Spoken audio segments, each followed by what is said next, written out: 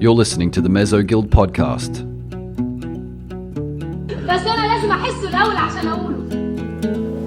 아직 나의 어색한 한국말이 짤따рат하고 지적하진 말아주세요. Я хочу с тобой серьезно поговорить. Great again, is farigad. No, I can quit this Maldinas a here, sure. Language learning, made simple. I've been reflecting this morning on actionable steps. If I were to recommend a series of immediately actionable steps that are guaranteed to improve anyone's language learning progress, what would they be? Well, today I'm going to share them with you. Some of these are steps that I'm in the process of taking direct action on myself at the moment. Others are things that I've been doing and preaching about for years. Overall, you are the master of your own language learning. If progress isn't happening at the rate that it should, then it's up to you to take action and make it happen. So here you go. Number one is stop comparing yourself to the ostentatious crowd. Now, I've noticed a recurring theme in a lot of emails that I receive asking for language learning advice. It's this can't-do attitude, or perhaps it's more accurate to describe it as an unfair character comparison. In a recent blog post on language blogging, one of the pieces of advice that I gave was to stop paying attention to what everybody else is doing. Stop reading language blogs, for example, and comparing yourself, including mine. Blogs and YouTube channels are just full of show and pretentiousness. Social media is just one giant competition to see who can dupe their audience the best. Myself excluded, of course. Stop comparing yourself immediately. I'd even go a step further and say stop looking to other polyglots for inspiration. We're all different. We learn differently and at different paces. Just be content with your own steps. Focus on your own language learning efforts and just enjoy it. When you realize that language learning is just simply hard work, it's just hard work, and no language learning social media star has any advantage over you, it will liberate your mind. Number two is weed out the wastage. Now, having two kids over the past 2 years has taught me something. Everything that I said about time management prior to getting married and having children was total pure ignorance, and it should be thrown in the garbage. Becoming a father has truly taught me the value of time. In fact, anytime I'm reading a blog post, an article, or potentially buying a new book on productivity or time management, my very first instinct is to ask this question: does this author have kids? And if not, then my response is, well, I'm sure this guy has got a lot of great things to say, but come back and talk to me when you're a grown-up. But seriously, even for young singles with no kids, I can't emphasize enough just how important it is to constantly analyze how you're using your time. Every single activity. So you're sitting down to watch anime for 3 hours because you're learning Japanese. That's great. There goes 3 hours of your life. Flushed down the toilet, and you'll never get that back. But what if you were able to do a little case study on yourself, take some time and actually study yourself, and just work out how much language you are actually learning in that 3 hours, and then achieve the same result in 20 minutes or less? So weed out your schedule. Number three is to treat extra resources as distractions. Now, most people acquire way more than they actually need in terms of language resources. For many languages, especially the more popular ones like French, Spanish, German, the problem is not a lack of resources, but overabundance. There's too many. There are too many choices. A typical example would be, you've decided to learn Spanish, so you jump on Google to look for Spanish resources, and that gives you an endless list of blog posts that contain more lists of dozens of the best quote-unquote resources for learning Spanish. Before long, you've signed up to several Spanish course sites, you've bought a few books, and you've scheduled some lessons with a Spanish tutor. In the end, you don't use any of the things you signed up for, maybe for a brief period, and you just end up feeling overwhelmed. But most importantly, your Spanish has barely moved. It's barely made a difference. In my interactions with learners, I've learned that this is incredibly common. The reason is that when you impulsively buy a product, and this happens outside of language learning too, in anything really, you feel productive. Buying something makes you feel like you're doing something. When you buy a new Spanish textbook, it gives you a sense of taking a step toward learning Spanish. But really, it's not a step at all. So here's my advice. Limit yourself. Choose a resource, whatever it may be, and just commit to it. Commit to learning from that resource. Even if it's not the best resource, just focus on it and treat other resources as distractions for the time being. Number 4 is to set your talk quota. Talk quota. This is a concept that I introduced way back when I was in Korea, and I expanded on it recently with an experiment that I did at home.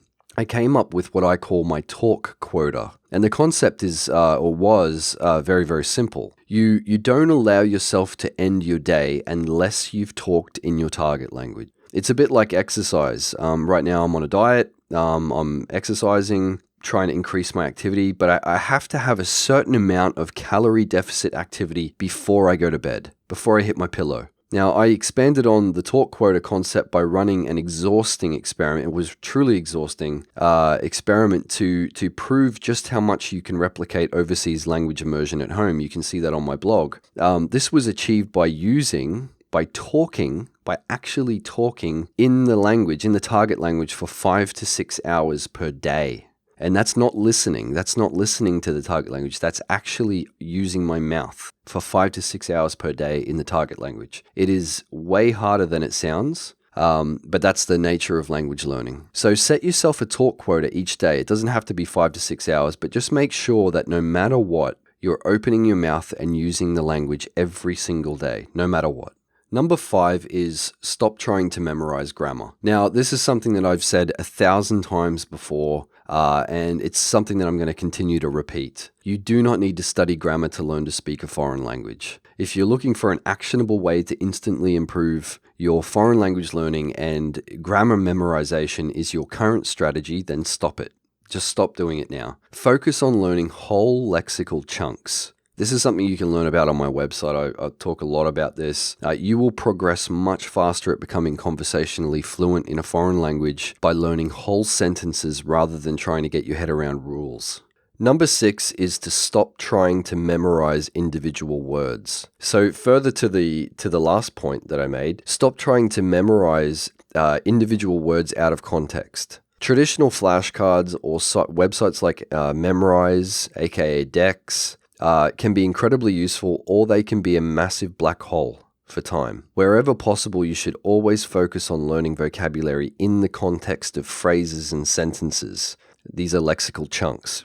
For example, a sentence like, I walked to the park. Now, the typical inclination here would be to learn those individual words, walk, park, pronoun I, and to learn the grammar that puts it all together, to learn that separately, to learn the rules behind the verb and so on. So you would jump on Memrise and you would learn walk and park in 2 separate decks.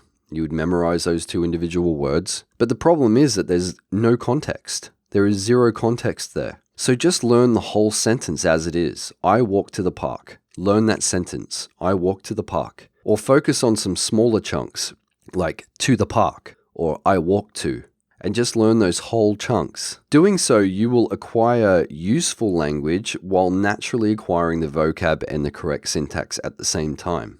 Number 7 is to eliminate technology wherever possible. Now, I'm a programmer. I do web development. I have another YouTube channel that I use for tech related stuff. But I hate technology. I hate technology dependence. I really hate it. The more that I work on projects and I sit in front of my computer, the more I realize how much it is ruining people's lives and families. If I didn't depend on computers for an income, I would literally throw mine in the rubbish. My wife and I keep our kids away from screens as much as possible, actually. I think it's important to remember that a lot of websites and apps for language learning, while having the potential to be a huge blessing, are also a curse. They're also a curse of sorts. The real world is outside and nothing beats human interaction, natural human interaction, especially when learning languages. That's the whole point of learning a language, is for natural human interaction. No amount of Duolingo, Memrise, Babbel, whatever you're using routinely is going to be a substitute for chatting with a human. I mean, tools like italki have definitely helped where distance is an issue, but if you have the option of physically hanging out with a native speaker, with another person, then get the hell off your computer.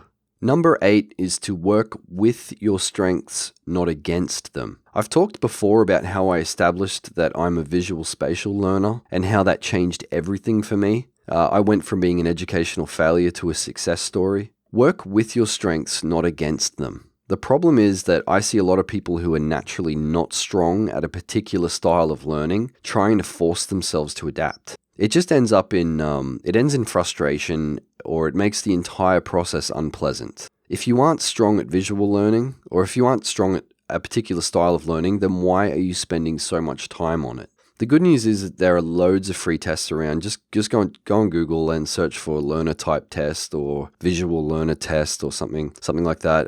And you can take these online there, and they'll help you ascertain where your strengths lie and adapt, and you can adapt your strategy from there. Number 9 is to go to Fiji. There was a great little anecdote that I read in a book by Bear Grylls a few years ago. I've got a link on my website, and it really stuck with me. I've shared this once before. He talked about a friend of his who was like a serious procrastinator, and he had a work project that he had to finish, but he just couldn't do it because he was so bad at procrastinating. And the entire situation turned around for him, for his friend, when I think it was Bear Grylls was going on a trip to Fiji, and he said he wanted his friend to come with him, but the only way that his friend could go was to complete the project. And so his friend ended up totally smashing this project and getting it done, and they went to Fiji. And Bear Grylls, he used this story to illustrate the power of deadlines and rewards. These are extrinsic motivators. I've talked about this before. So for example, if you're trying to learn French and you can't make progress, set yourself a deadline and a CEFR test goal, a Common European Framework test. Get an accountability partner, somebody who you can trust, somebody who's going to hold you to what you've said you're going to do, and get them to buy you a refundable trip to France, with your money, obviously, that you can only cash it in if you hit your goal on the test. So it's this is just an example, but it's an extrinsic motivator in the sense that you would then have a reason to do extremely well on that test.